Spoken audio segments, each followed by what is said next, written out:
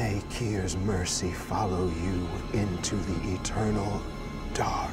Après 3 premiers épisodes réussis, cet épisode approfondit les mystères et les concepts introduits dans la série. Et il y a pas mal de choses à décrypter. Vous êtes malade. Et j'aimerais vous féliciter car c'est pas une démarche facile de venir ici, mais c'est un premier pas vers la guérison. L'élément le plus important est la connexion entre Inter et Exter. Les rares fois où les deux côtés des personnages, comme les deux Mark, se sont connectés de quelque manière que ce soit, c'était parmi les moments les plus excitants de la saison 1. C'est pourquoi j'ai absolument adoré le final de la saison 1 car elle a permis aux Inter de reprendre leur corps aux Exter et de parcourir un monde qui n'était pas le leur. Cela se reproduit dans le 4e épisode de la saison 2, mais avec une particularité. Jusqu'à présent, la saison 2 a fait un excellent travail en garantissant que la série continue de paraître fraîche et stimulante, malgré le fait que nous connaissons maintenant l'humaine et les personnages. L'épisode 3 concernait principalement la recherche de Madame Kazé, Gemma. Les versions Inter et Exter de Mark ont fait des progrès décents dans leur recherche. Après que Mark Scout ait suivi le processus de restauration à la fin de l'épisode, je me suis demandé comment cela se déroulerait dans l'épisode 4. Heureusement, cela a été répondu au cours de l'une des heures les plus passionnantes de la série.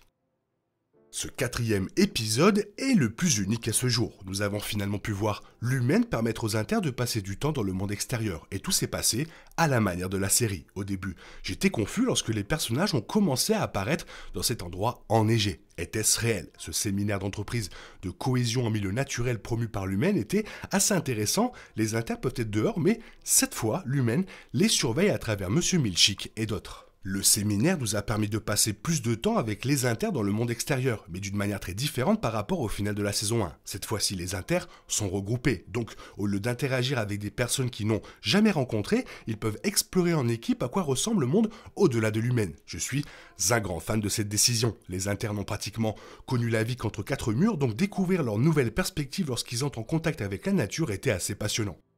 Le séminaire permet également à la série d'approfondir ses personnages. C'est l'un des meilleurs épisodes axés sur le développement de personnages que Severance ait réalisé jusqu'à présent au cours de ces 2 saisons, avec son style unique pour nous mettre la chair de poule parsemée de personnages vus de loin qui ressemblent à l'équipe de raffineurs et à la présence toujours constante du Milchick. Il y avait des touches d'horreur passionnantes dans l'épisode 4, avec un magnifique paysage blanc et un mystère sur les origines de Kyr à explorer. Des révélations majeures ont amélioré l'épisode.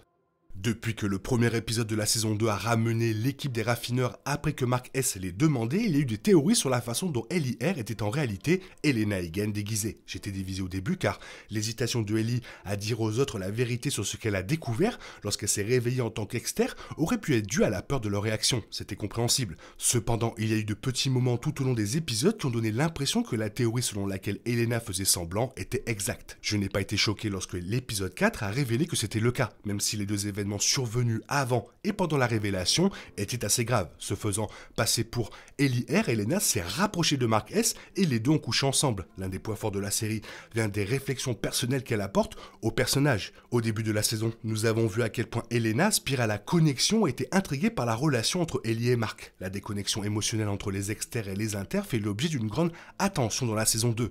Ce à quoi je ne m'attendais pas, c'est que le secret d'Elena soit révélé à un moment aussi passionnant. Irving l'a presque noyé pour prouver son point de vue avant que Milchick ne donne l'ordre de passer d'Elena à Ellie. Même si je suis ravi que nous ayons eu un développement aussi important au début de la saison 2, je suis triste que l'Inter de Irving ait apparemment été tué à cause de son plan. L'épisode 4 est une démonstration fantastique de la façon dont tout peut arriver à tout moment. Aucun personnage n'est en sécurité et avec des révélations incroyables qui se produisent déjà, ce qui nous attend pour les épisodes restants sera certainement mouvementé. Dans l'épisode 3, Mark accepte de se restaurer après que Regaby ait laissé entendre que sa femme est peut-être encore en vie à l'humaine. Cependant, dans l'épisode 4, il ne montre dans un premier temps aucun signe de restauration. Il se présente comme un Inter ordinaire qui ne sait pas grand-chose de son Exter. Les choses deviennent un peu étranges quand il voit le visage d'Elena se transformer en celui de Gemma pendant quelques secondes. Cette scène semble souligner que le cerveau de Mark traite progressivement la restauration et qu'il lui faudra un certain temps pour comprendre pleinement le chevauchement entre ses souvenirs Inter et Exter. Les deux Mark sont tous deux amoureux, tandis que l'Inter tombe amoureux d'Ellie, l'Exter éprouve les mêmes sentiments pour sa femme. Gemma, le sentiment d'amour partagé, crée un chevauchement dans lequel Mark, en tant qu'individu, éprouve des sentiments romantiques pour Gemma et Ellie. Ce chevauchement est représenté visuellement dans la scène, soulignant comment la restauration fusionne les deux personnages de Mark et, ainsi, lui fait ressentir les mêmes sentiments envers Ellie et Gemma. Les jumeaux, montrés dans l'épisode 4, ne peuvent pas être des clones puisque la théorie du clonage a déjà été rejetée par les acteurs de la série. Cela soulève la possibilité que les jumeaux soient des humains synthétiques créés par l'humaine pour imiter les travailleurs du RMD. Si cela est vrai, l'humaine espère probablement remplacer, sur le long terme, les inters par des humains synthétiques, ce qui permettrait à l'entreprise de fonctionner sans fin, sans intervention humaine. Puisqu'on ne peut pas faire confiance à Severance, les jumeaux pourraient également avoir été des projections intentionnellement mises en place dans la conscience des inters.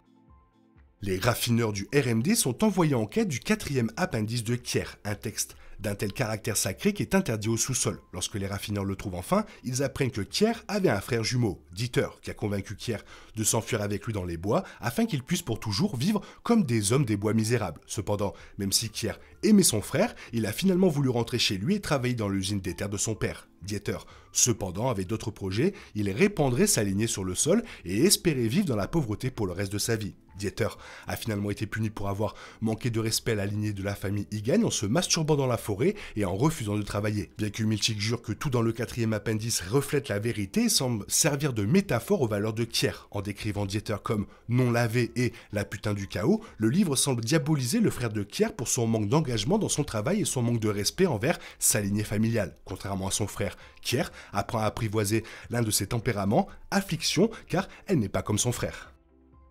Les raffineurs du RMD semblent confus lorsqu'ils aperçoivent un phoque mort au cours de leur quête. Leur confusion met en évidence le fait qu'en tant qu'inter, ils connaissent la mort mais ne l'ont jamais vécue. Bizarrement, Irving dit qu'il devrait manger le phoque. Bien que la série n'explique jamais la signification de cette scène, la réaction d'Irving suggère que certains instincts de survie de son exter ont pris le dessus lorsqu'il a repéré le phoque. La fin de la saison 1 faisait allusion à son passé militaire, d'où il aurait pu tirer son instinct de survie. Le phoque pourrait être lié aux expériences suggérées par l'humaine avec l'eau. De nombreux développements de la série ont déjà laissé entendre que l'eau pourrait être une métaphore de la conscience. De ce fait, le phoque mort pourrait être le reflet d'une perte de libre arbitre et d'individualité. La réaction d'Irving face au phoque et sa volonté de le manger pour survivre dans l'épisode montre qu'il prend de plus en plus conscience du fonctionnement interne de l'humaine et qu'il est désespéré d'arrêter l'entreprise avant qu'il ne soit trop tard.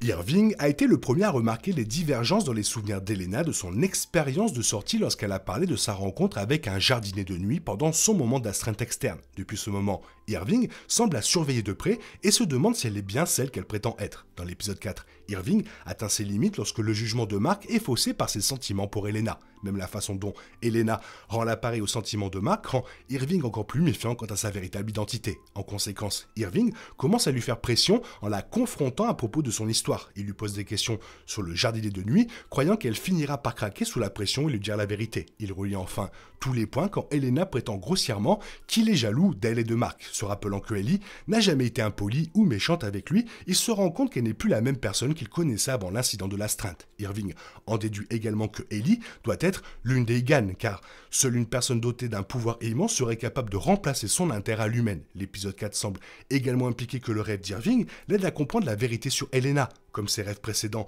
le cauchemar de l'épisode 4 reflète la façon dont les souvenirs de son exter s'infilent dans sa propre conscience. Lorsqu'il affine les chiffres sur un ordinateur dans son rêve, il semble traiter les connaissances de son exter sur l'humaine, lui permettant de comprendre le lien d'Elena avec l'entreprise.